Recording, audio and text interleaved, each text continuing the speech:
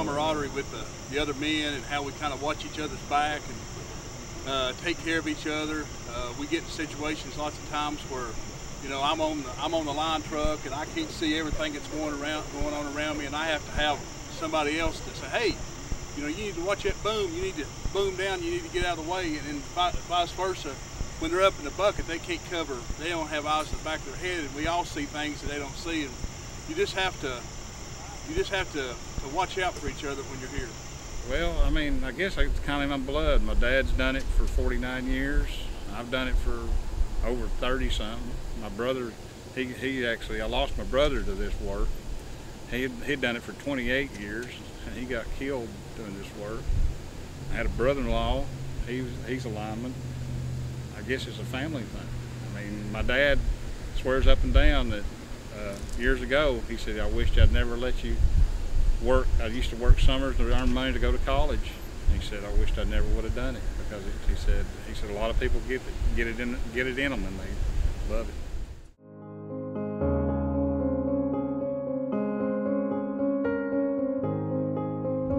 When I woke up, I had no idea what was going on. All I knew is I was in pain. They told me they couldn't save my arm, and it was pretty devastating. Lots of recovery, lots of rehabilitation. Just, you never know if it's your time, and God saved me.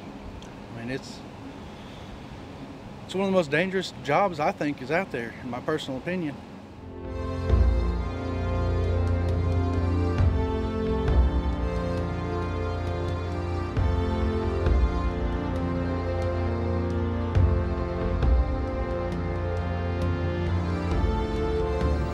Lots of times we're away from our families during the holidays.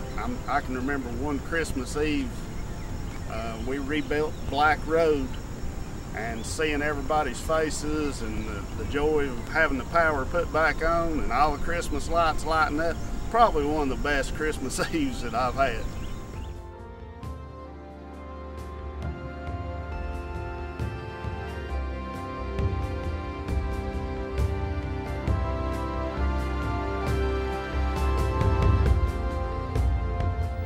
It's pretty hard, missing out on everything, missing out on the big deals.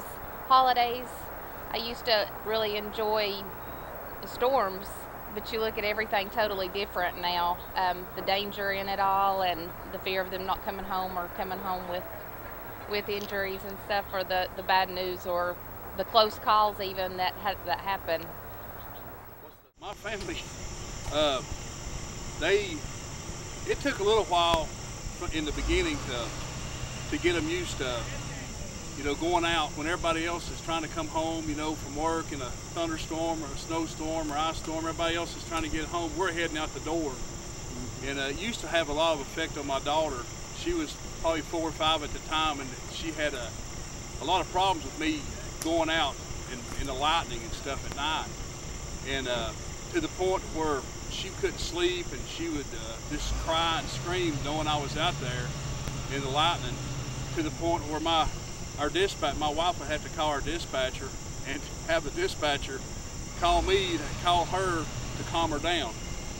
And after a while, it got so bad that I come up with an idea that I took my rain jacket home, my rain suit, my pants and my jacket home, and told her that lightning would never strike. These special made safety suits would never be hit by lightning. And at 4 years old, she believed it. And to this day, it's still a joke. You know, if I go out, I'm heading out the door, she'll always holler, you know, Dad, be sure and wear your raincoat. Be sure and wear your rain suit. When our daughter was first born, he went to Crossville on an ice storm, and she was 3 months old. We had no electricity, but he had to go, and he went.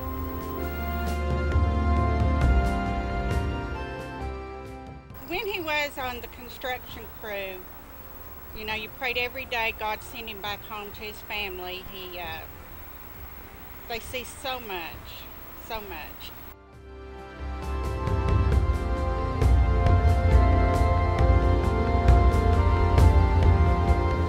I love being a lineman.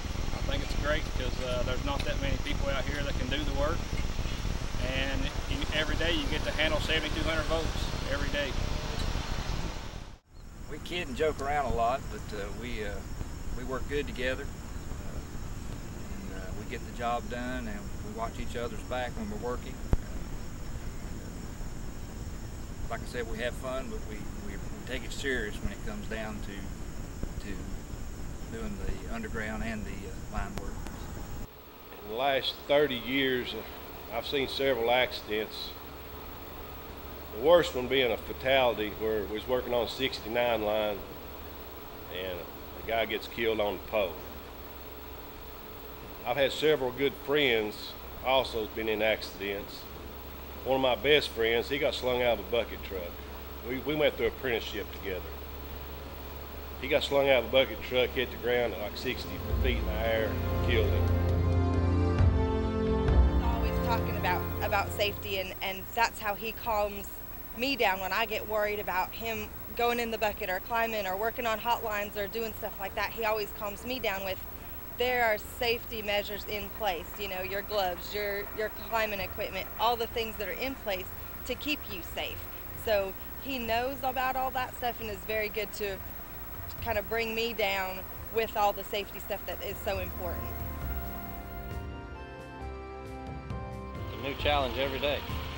That's why I like it. You never know what you're going to do, you never know where you're going to be. You know, it's a challenge.